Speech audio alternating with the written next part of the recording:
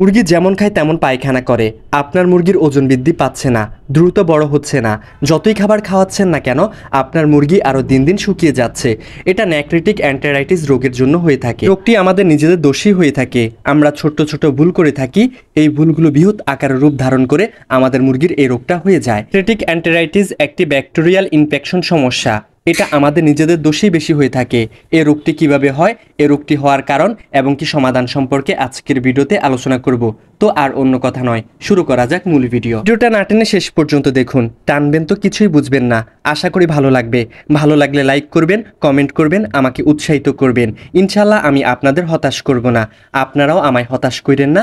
Like, comment, follow, subscribe করে সাথে থাকেন। আমি আলোচনা করা যাক এই রোগটি কেন হয়, কারণ কি।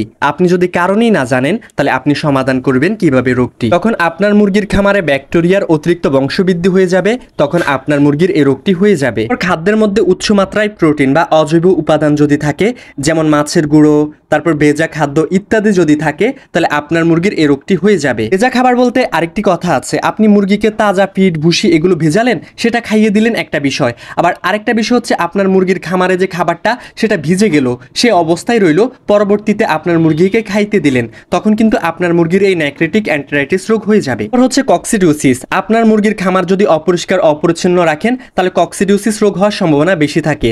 আর যদি কক্সিডিওসিস রোগ হওয়ার সম্ভাবনা থাকে তাহলে আপনার মুরগির এই নেক্রেটিক এন্টেরাইটিস রোগটাও হয়ে যাবে, সম্ভাবনা বেশি থাকবে। হচ্ছে যেই কারণে সবচেয়ে বেশি এই রোগটা হয়ে থাকে হঠাৎ খাদ্যের পরিবর্তন। আপনার মুরগিকে আজকে দিয়েছেন ব্রয়লার ফিড, কালকে দিলেন সোনালী ফিড, আবার পরশু দিলেন গম, ভুট্টা, ভুসি এগুলো।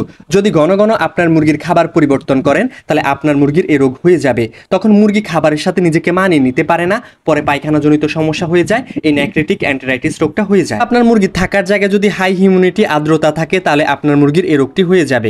নেক্রেটিক এন্টেরাইটিস রোগ হওয়ার আরেকটি প্রধান কারণ হচ্ছে অ্যান্টিবায়োটিকের অনিয়মিত ব্যবহার। আপনার মুরগিকে বেশি অ্যান্টিবায়োটিক ওষুধ খাওয়ালে আপনার মুরগির গাটের নরমাল ব্যাকটেরিয়া ব্যালেন্স নষ্ট হয়ে যায়, ফলে আপনার মুরগি এই রোগে আক্রান্ত হয়ে যায়। এবার বলবো হচ্ছে লক্ষণ সমূহ। আপনি যদি লক্ষণ সমূহটা না বুঝেন তাহলে আপনি কিভাবে বুঝবেন আপনার মুরগি এই রোগে আক্রান্ত হয়েছে। কিন্তু তার আগে একটা রিকোয়েস্ট, ভিডিওটা টাইমলাইনে শেয়ার করে দেবেন, অন্যরা দেখলে উপকৃত হতে পারে বা আপনার যে কোনো সময় কাজে লেগে যেতে পারে। এখন আপনার মুরগি হঠাৎ মৃত্যু হবে। আপনার মুরগি 5% থেকে 50% পর্যন্ত এই রোগ হলে মৃত্যু হতে পারে। এরপর আপনার মুরগি পানির মতো ডায়রিয়া করবে, কখনো কখনো রক্ত মিশ্রিত পায়খানাও করতে পারে। রোগটি বোঝার সবচেয়ে ভালো মাধ্যম হচ্ছে আপনার মুরগির ওজন কমে যাবে।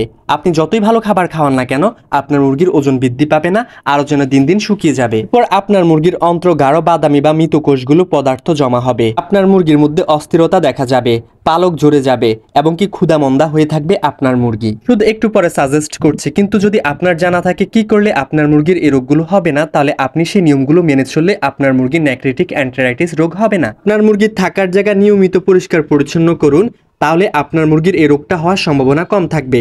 খাদ্য ব্যবস্থাপনা, খাদ্যর মধ্যে উচ্চ মাত্রায় প্রোটিন ব্যবহার করবেন না। যেমন মাছের গুঁড়ো, শুটকি, বিভিন্ন ধরনের প্রোটিন উচ্চ মাত্রায় আছে সেগুলো ব্যবহার করবেন। যতটুকু প্রয়োজন ততটুকুই, বেশি ব্যবহার করা যাবে না। হজমযোগ্য উপাদান আপনার মুরগিকে দিতে হবে। আপনার মুরগির কক্সিডিওসিস নিয়ন্ত্রণ করবেন। আপনার মুরগি যেন কক্সিডিওসিস রোগে আক্রান্ত না হয় সেদিকে খেয়াল রাখবেন। আপনার মুরগির মাঝে প্রোবায়োটিক, অর্গানিক অ্যাসিড এগুলো প্রয়োগ করবেন, তাহলে আপনার মুরগির গাট হেলথ এগুলো ভালো থাকবে। আপনার মুরগি এই নেক্রেটিক এন্টেরাইটিস রোগে আক্রান্ত হবে না। এরপর সবচেয়ে গুরুত্বপূর্ণ বিষয় হচ্ছে বায়োসিকিউরিটি উন্নত করবেন।